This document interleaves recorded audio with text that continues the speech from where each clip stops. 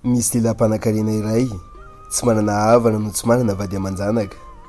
Ao amin'ny trano ipetrahany dia maro ireo mpanampiasa ao aminy, ary indray andro nantsoiny niara-ny sakafo taminy ireo mpiasa ireo, ary nasiany valopy misy vola sy boky masina kor'any avokoa talohan'izy ireo tsirairay avy.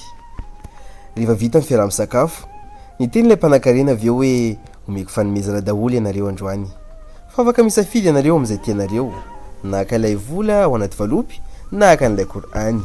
Ilay galdien no nisafidy voalohany, namaly izy hoe maniry mafy tokoa mba hisafidy ny boky masina kor'any, nefa indrisy tsy mba isan'ireo mahay mamaky aho.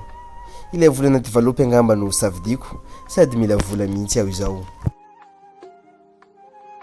Avy eo ilay mpikarakara zaridaina rehefa nanontaniana dia namaly izy hoe marary mafy ny vadiko amin'izao, ary tena mila vola maika tokoa aho mba hividanana fanafody sy hikarakarana azy, raha izany dia nisafidy ilay kor'any aho. Ary ilay mpandro kosa rehefa nanontaniana dia namaly hoe tena tia mamaky kor'any tokoa aho, saingy noho ny habetsahan'ny asaka dia tsy manam-potoana firy aho mamaky anazy. Noho izany aleo aloha angamba ilay vola no safidiako. Ary farany, lehilahy iray mpanadio trano no asany, ary izy dia isan'ireo tena mahantra indrindra amin'ireo mpiasa rehetra.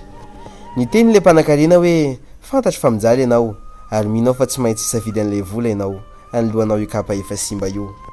Nefa namaly ilay mpanadio trano hoe marina aho sisy fa mila kapa vaovao tokoa aho satria efa ela ny simbany ahy, ary maniry koa mba hanana vola kely hividianako hena sy sakafo matsiro iaraka misakafo amin'ny mamako, saingy hisafidy an'ilay kor'any aho.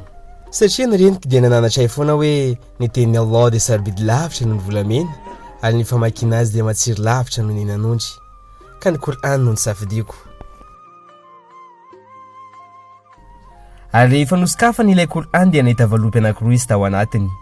Ny valopy anankiray dia misy vola avoly heny anireo vola izay nisy teo ambony latabatra, ary ny valopy faharoa kosa dia nisy taratasy misoratra izay milaza fa izy dia handova ny antsasa-mpananan'ilay mpanan-karena.